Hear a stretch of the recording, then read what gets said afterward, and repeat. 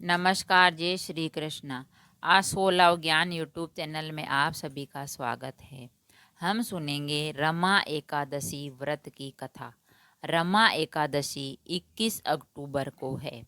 भगवान विष्णु को सभी व्रतों में रमा एकादशी सबसे प्रिय है और रमा एकादशी पर भगवान विष्णु और माता लक्ष्मी का साथ पूजन करने से हमें बहुत पुण्य मिलता है। रमा एकादशी व्रत कथा।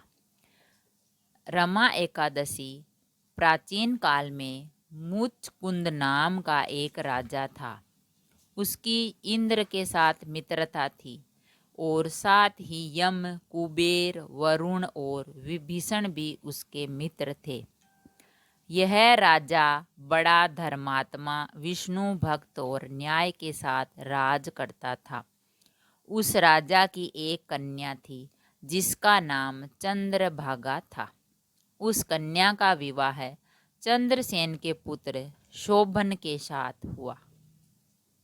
एक समय वह शोभन ससुराल आया।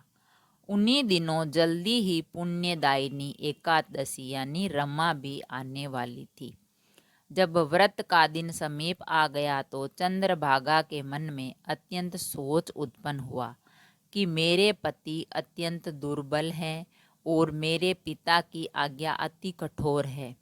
दशमी को राजा ने ढोल बजवाकर सारे राज्य में ये घोषणा करवा दी कि एकादशी को भोजन नहीं करना है।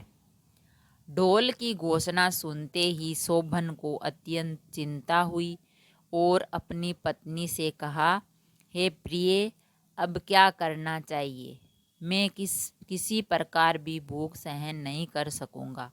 ऐसा उपाय बताओ कि जिससे मेरे प्राण बच सके, अन्यथा मेरे प्राण अवश्य चले जाएंगे। चंद्रभागा कहने लगी कि हे स्वामी, मेरे पिता के राज में एकादशी के दिन कोई भी भोजन नहीं करता है। हाथी, घोड़ा, ऊंट, बिल्ली, गाय आदि भी तृण, अन्न, जल आदि ग्रहण नहीं करते हैं। फिर मनुष्य का तो कहना ही क्या। यदि आप भोजन करना चाहते हैं तो किसी दूसरे स्थान पर चले जाइए, क्योंकि यदि आप यहीं रहना चाहते हैं तो आपको अवश्य व्रत करना पड़ेगा। ऐसा सुनकर शोभन कहने लगा, हे प्रिय, मैं अवश्य व्रत करूंगा। जो भाग्य में होगा वह देखा जाएगा। इस प्रकार से विचार कर शोभन ने व्रत रख लिया और वह भूख व प्यास से अत्यंत पीड़ित होने लगा।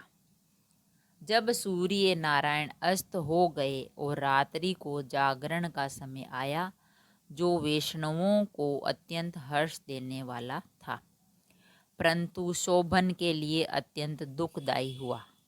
प्रातःकाल होते शोभन के प्राण निकल गए।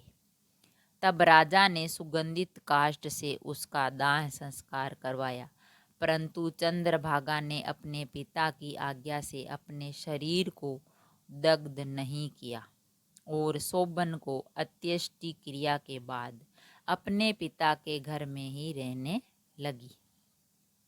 रमा एकादशी के प्रभाव से शोभन का मंदरांचल पर्वत पर धन धान्य से युक्त तथा शत्रुओं से रहित एक सुंदर देवपुर प्राप्त हुआ। वह अत्यंत सुंदर रत्न और वे दूरिये मणि, जटिल स्वर्ण के खंभों पर निर्मित अनेक प्रकार की स्फटिक मणियों से सुशोभित भवन में बहुमूल्य वस्त्राभूषणों तथा छत्र व चंवर से विभूषित गंधर्व और अप्सराओं से युक्त सिंहासन पर आरूढ़ ऐसा शोभायमान होता था मानो दूसरा इंद्र विराजमान हो। एक समय मुचुकुंद नगर में रहने वाले एक सोम शर्मा नामक ब्राह्मण तीर्थ यात्रा करता हुआ घूमता घूमता उधर जा रहा था। उसने शोभन को पहचान कर कि यह तो राजा का जमाई शोभन है, उसके निकट गया। शोभन भी उसे पहचान कर अपने आसन से उठकर उसके पास आया और प्रणाम करके कुशल प्रश्न किया। ब्राह्मण ने कहा, राजा मुचुकुंद और आपकी पत्नी कुशल से हैं। नगर में भी सब प्रकार से कुशल है, परंतु हे राजन, हमें आश्चर्य हो रहा है। आप अपना वृत्तांत कहिए कि ऐसा सुंदर नगर जो न कभी देखा न सुना, आपको कैसे प्राप्त हुआ। तब शोभन बोला कि कार्तिक कृष्ण की रमा एकादशी का व्रत करने से मुझे यह नगर प्राप्त हुआ, परंतु यह अस्थिर है। यह स्थिर हो जाए ऐसा उपाय कीजिए। ब्राह्मण कहने लगा, हे राजन, यह स्थिर क्यों नहीं है और कैसे स्थिर हो सकता है, आप बताइए, फिर मैं अवश्य में वह उपाय करूँगा। मेरी इस बात को आप मिथ्या ना समझें। शोभन ने कहा कि मैंने इस व्रत को श्रद्धा रहित होकर किया, अतः यह सब कुछ अस्थिर है। यदि आप मुचुकुंद की कन्या चंद्रभागा को ये सब वृत्तांत कहे तो यह स्थिर हो सकता है। ऐसा सुनकर उस श्रेष्ठ ब्राह्मण ने अपने नगर लौटकर चंद्रभागा से सब बात कहे सुनाई। ब्राह्मण के वचन सुनकर चंद्रभागा बड़ी प्रसन्न हुई और ब्राह्मण से कहने लगी, हे ब्राह्मण, ये सब बातें आपने प्रत्यक्ष देखी है या स्वप्न की बात है। ब्राह्मण कहने लगा कि हे पुत्री, मैंने महावन में तुम्हारे पति को प्रत्यक्ष देखा है, साथ ही किसी से विजय न हो ऐसा देवताओं के नगर के समान उनका नगर भी देखा है।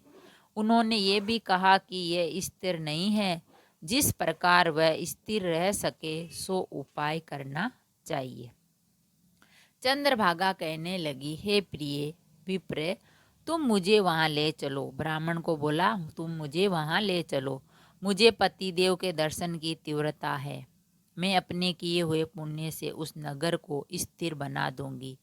आप ऐसा कार्य करें जिससे उनका हमारा संयोग हो सके, क्योंकि वियोग को मिला देना महान पुण्य है। सोम शर्मा ने ये चंद्रभागा को लेकर मंदरांचल पर्वत के समीप वामदेव ऋषि के आश्रम पर गया। वामदेव जी ने सारी बात सुनकर वेद मंत्रों के उच्चारण से चंद्रभागा का अभिषेक कर दिया।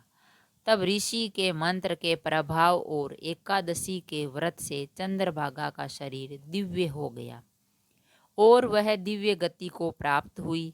इसके बाद बड़ी प्रसन्नता से साथ अपने पति के निकट गई। अपनी प्रिय पत्नी को आते देख शोभन अति प्रसन्न हुआ और उसे बुलाकर अपनी बाएं तरफ बिठा लिया। चंद्रभागा कहने लगी, हे प्राणनाथ, आप मेरे पुण्य को ग्रहण कीजिए। अपने पिता के घर जब मैं 8 वर्ष की थी, तब से विधि पूर्वक एकादशी के व्रत को श्रद्धा पूर्वक करती आ रही हूँ। इस पुण्य के प्रताप से आपका यह नगर स्थिर हो जाए तथा समस्त कर्मों से युक्त होकर प्रलय के अंत तक रहेगा। इस प्रकार चंद्रभागा ने दिव्य आभूषण और वस्त्रों से सुसज्जित होकर अपने पति के साथ आनंद पूर्वक रहने लगी। जो मनुष्य रमा एकादशी का व्रत करते हैं, इसके प्रभाव से उनके ब्रह्म हत्या सहित मस्त पाप नष्ट हो जाते हैं, और जो मनुष्य इस महात्म्य को पढ़ते हैं अथवा सुनते हैं, वे समस्त पापों से छुटकारा मिलकर विष्णु लोक को प्राप्त हो जाते हैं। ऐसी रमा एकादशी व्रत की महिमा है। तो फ्रेंड्स, हमने जाना रमा एकादशी व्रत की कथा, ये कितनी महत्वपूर्ण है, कितनी अच्छी है, और इसको सुनने से बहुत पुण्य मिलता है। तो आप भी सुनिए और सुनाइए, व्रत कीजिए। अगर कहानी पसंद आई तो लाइक और शेयर ज़रूर करें। ऐसी ही कहानी और कथा सुनने के लिए चैनल को सब्सक्राइब करें। थैंक यू, धन्यवाद।